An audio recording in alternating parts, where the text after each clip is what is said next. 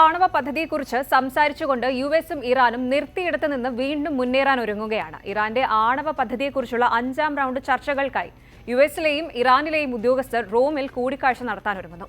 ഇറാനെതിരെ പരമാവധി സമ്മർദ്ദം ചെലുത്തുമെന്ന് യുഎസ് പ്രസിഡന്റ് ഡൊണാൾഡ് ട്രംപ് പ്രതിജ്ഞയെടുക്കുകയും തെഹ്റാനിൽ ആക്രമണം നടത്തുന്നതിനെക്കുറിച്ച് ആലോചിക്കുകയും ചെയ്തതിന്റെ പശ്ചാത്തലത്തിലാണ് ഇങ്ങനൊരു സംഭവം വരുന്നത്.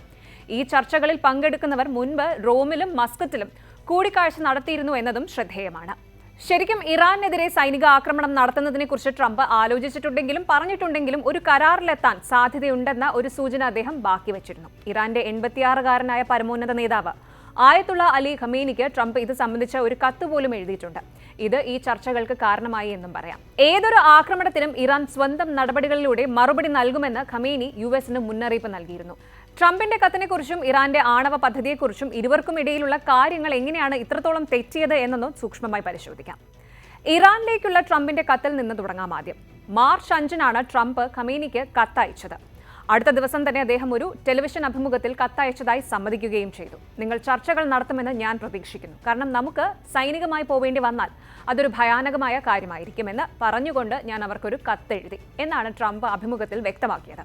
വൈറ്റ് ഹൌസിൽ തിരിച്ചെത്തിയതിനു ശേഷം ട്രംപ് മാറി മാറി ചർച്ചകൾ നിർദ്ദേശിക്കുകയും ഇറാനിൽ ആക്രമണങ്ങൾ നടത്തുമെന്ന് ഭീഷണിപ്പെടുത്തുകയും ചെയ്തിട്ടുണ്ടായിരുന്നു.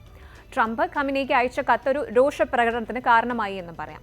ട്രംപ് തന്റെ ആദ്യ ഭരണകാലത്ത് കിം ജോങ് ഉന്നിന് അയച്ച കത്തുകൾ നേതാക്കളുടെ കൂടിക്കാഴ്ചയിലേക്ക് നയിച്ചെങ്കിലും ഉത്തര കൊറിയയുടെ മിസൈൽ പദ്ധതി തടയുന്ന ഒരു കരാറിലെത്താൻ സാധിച്ചില്ല അദ്ദേഹത്തിന്. ഈ ഒരു കാര്യം കൂടി ഇവിടെ ഓർക്കണം. മുൻകാല ചർച്ചകൾ എങ്ങനെയായിരുന്നു എന്നത് പരിശോധിക്കാം. ഇനി ഇറാൻ വിദേശകാര്യമന്ത്രി അബ്ബാസ് അരക്ചിയും യുഎസ് മിഡിൽ ഈസ്റ്റ് പ്രതിനിധി സ്റ്റീവ് വിറ്റ്കോഫും തമ്മിലുള്ള 3 റൗണ്ട് ചർച്ചകൾക്ക് ഒമാൻ ആതിഥേയത്വം വഹിച്ചു. ചില പരോക്ഷ ചർച്ചകൾക്ക് ശേഷമാണ് ഇരുവരും മുഖാമുഖം കണ്ടത്. ഇരു രാജ്യങ്ങളും തമ്മിൽ പതിറ്റാണ്ടുകളായി നിലനിൽക്കുന്ന സംഘർഷങ്ങൾ കാരണം ഇങ്ങനെയൊരു ചർച്ച തന്നെ അപൂർവമാണ്. എന്തായാലും കാര്യങ്ങൾ അത്ര സുഗമമായിരുന്നില്ല. വിറ്റ്കോഫ് ഒരു ഘട്ടത്തിൽ ഒരു ടെലിവിഷനിൽ പ്രത്യക്ഷപ്പെട്ട് ഇറാന് 3.67% സമ്പുഷ്ടീകരണം രാജ്യങ്ങൾക്ക് യോജിക്കാൻ കഴിയുന്ന ഒന്നായിരിക്കുമെന്ന് അഭിപ്രായപ്പെട്ടു. മുൻ യുഎസ് പ്രസിഡന്റ് ബാരക് ഒബാമയുടെ കീഴിൽ 2015-ൽ ഒപ്പുവെച്ച ആണവ കരാർ നിശ്ചയിച്ച നിബന്ധനകളായിരുന്നു അത്. എന്നാൽ ആ കരാറിൽ നിന്ന് ട്രംപ് ഏകപക്ഷീയമായി അമേരിക്കയെ പിൻവലിച്ചു. അന്നു മുതൽ വിറ്റ്കോഫും ട്രംപും മറ്റ് അമേരിക്കൻ ഉദ്യോഗസ്ഥരും ഇറാന് ഒരു കരാറിന് കീഴിലും സമ്പുഷ്ടീകരണം നടത്താൻ കഴിയില്ലെന്ന് വാദിച്ചു. ടെഹ്റാനും പിന്നോട്ട് പോകില്ല എന്നായി. കാര്യങ്ങളൊക്കെ ഈ ഗതിക്ക് ആയിരുന്നിട്ടും ഇറാനും യുഎസും വിദഗ്ധ ചർച്ചകൾ നടത്തിയിട്ടുണ്ട്. വിദഗ്ധർ ഇതിനെ ഒരു പോസിറ്റീവ് സൂചനയായിട്ടാണ് വിശേഷിപ്പിച്ചത്. ഇനി ഇറാനിന്റെ ആണവ അഭിലാഷങ്ങൾ എന്തൊക്കെയാണ്? പതിറ്റാണ്ടുകളായി ഇറാൻ തങ്ങളുടെ ആണവ പദ്ധതി സമാധാനപരമാണെന്നാണ് വാദിച്ചിരുന്നത്. പക്ഷേ ആണവായുധം നിർമ്മിക്കുമെന്നും ഉപയോഗിക്കുമെന്നും ഇറാൻ ഭീഷണിപ്പെടുത്തുന്നു. ലോകത്ത് ആണവായുധ പദ്ധതി ഇല്ലാത്ത ഏക രാജ്യമായ ഇറാൻ ഇപ്പോൾ 60% ആയുധ ഗ്രേഡ് നിലവാരത്തിലേക്ക് യുറേനിയം സമ്പുഷ്ടീകരിക്കുന്നുണ്ട്. 2015-ലെ യഥാർത്ഥ ആണവ കരാർ പ്രകാരം ഇറാന് 3.67% പരിശുദ്ധി വരെ യുറേനിയം സമ്പുഷ്ടീകരിക്കാനും 300 കിലോഗ്രാം യുറേനിയം ശേഖരം നിലനിർത്താനും അനുവാദമുണ്ടായിരുന്നു. ഇറാന്റെ പദ്ധതിയെക്കുറിച്ചുള്ള അന്താരാഷ്ട്ര ആണവോർജ ഏജൻസിയുടെ അവസാന റിപ്പോർട്ട് അതിന്റെ ശേഖരം 8294.4 ഗ്രാം ആണെന്ന് സൂചിപ്പിക്കുന്നു. ഇറാൻ ഇതുവരെ ഒരു ആയുധ പരിപാടി ആരംഭിച്ചിട്ടില്ല എന്നും, എന്നാൽ അത് തീരുമാനിച്ചാൽ ഒരു ആണവ ഉപകരണം നിർമ്മിക്കാൻ അതിനെ മികച്ച രീതിയിൽ സജ്ജമാക്കുന്ന പ്രവർത്തനങ്ങൾ നടത്തിയിട്ടുണ്ടെന്നും യുഎസ് രഹസ്യാന്വേഷണ ഏജൻസികൾ വിലയിരുത്തുന്നുണ്ട്. ഇറാന്റെ പരമോന്നത നേതാവിന്റെ ഉപദേഷ്ടാവായ അലി ലാരിജാനി ഒരു ടെലിവിഷൻ അഭിമുഖത്തിൽ തന്റെ രാജ്യത്തിന് ആണവായുധങ്ങൾ നിർമ്മിക്കാനുള്ള കഴിവുണ്ടെങ്കിലും അത് പിന്തുടരുന്നില്ല എന്നും IAEA-യുടെ പരിശോധനകളിൽ പ്രശ്നമൊന്നുമില്ല എന്നും മുന്നറിയിപ്പ് നൽകിയിരുന്നു. എന്നാൽ ഈ വിഷയത്തിൽ യുഎസോ ഇസ്രായേലോ ഇറാനെ ആക്രമിച്ചാൽ സ്വയം പ്രതിരോധിക്കാൻ ആണവായുധ വികസനത്തിലേക്ക് നീങ്ങുകയല്ലാതെ മറ്റു മാർഗമില്ല എന്നും അദ്ദേഹം പറഞ്ഞിരുന്നു. എല്ലായ്പ്പോഴും ഇങ്ങനെ ആയിരുന്നില്ല കാര്യങ്ങൾ. പിന്നെ എപ്പോഴാണ് കാര്യങ്ങൾ ഇത്രയും വഷളായത്? ഷാ മുഹമ്മദ് റസ പെലവിയുടെ കീഴിൽ മിഡിൽ ഈസ്റ്റിൽ അമേരിക്കയുടെ പ്രധാന സഖ്യകക്ഷികളിൽ ഒരാളായിരുന്നു ഇറാൻ.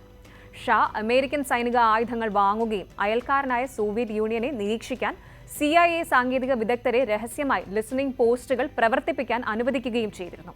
ഷായുടെ ഭരണം ഉറപ്പിച്ച 1953-ൽ CIA ഒരു അട്ടിമറിക്ക് തുടക്കമിട്ടു. എന്നാൽ 1979 ജനുവരിയിൽ ക്യാൻസർ ബാധിച്ച് രോഗബാധിതനായ ഷാ തന്റെ ഭരണത്തിനെതിരെ ബഹുജന പ്രകടനങ്ങൾ രൂക്ഷമായതോടെ ഇറാനിൽ നിന്ന് പലായനം ചെയ്യുകയായിരുന്നു. തുടർന്ന് ഗ്രാൻഡ് ആയത്തുള്ള റുഹുല്ല ഖൊമേനിയുടെ നേതൃത്വത്തിൽ ഇസ്ലാമിക വിപ്ലവം നടന്നു. ഇറാനിൽ ദിവ്യാധിപത്യ സർക്കാർ സൃഷ്ടിക്കപ്പെട്ടു. ആ വർഷം അവസാനം ഷായെ കൈമാറണമെന്നാവശ്യപ്പെട്ട് യൂണിവേഴ്സിറ്റി വിദ്യാർത്ഥികൾ ടെഹ്റാനിലെ US എംബസി ആക്രമിച്ചു. അങ്ങനെ ഇറാനും യുഎസും തമ്മിലുള്ള നയതന്ത്ര ബന്ധം വിച്ഛേദിച്ച് 444 ദിവസത്തെ ബന്ദി പ്രതിസന്ധിക്ക് കാരണമായി.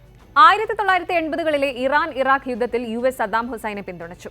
ആ സംഘർഷത്തിനിടെ നടന്ന ടാങ്കർ യുദ്ധം എന്ന ഒറ്റ ദിവസത്തെ ആക്രമണം അമേരിക്ക ഇറാനെ കടലിൽ തളർത്തി. പിന്നീട് ഒരു ഇറാനിയൻ വാണിജ്യ വിമാനം യുദ്ധവിമാനമാണെന്ന് തെറ്റിദ്ധരിച്ച് US വെടിവെച്ചു വീഴ്ത്തി. അതിനുശേഷമാണ് കാര്യങ്ങൾ ഇത്രയും കുഴഞ്ഞു മറിഞ്ഞത്. ഇറാനും USഉം മനസ്സില്ലാ മനസ്സോടെയുള്ള ശത്രുതയ്ക്കും നയതന്ത്ര പ്രശ്നങ്ങൾക്കും ഇടയിൽപ്പെട്ടത് അങ്ങനെയാണ്. ശേഷം 2015 തെഹ്റാൻ ലോകശക്തികളുമായി ആണവ കരാറുണ്ടാക്കി. എന്നാൽ 2018 ട്രംപ് ഏകപക്ഷീയമായി അമേരിക്കയെ കരാറിൽ നിന്ന് പിൻവലിച്ചതോടെ പശ്ചിമേഷ്യയിൽ ഇന്നും നിലനിൽക്കുന്ന സംഘർഷങ്ങൾക്ക് കാരണമായി.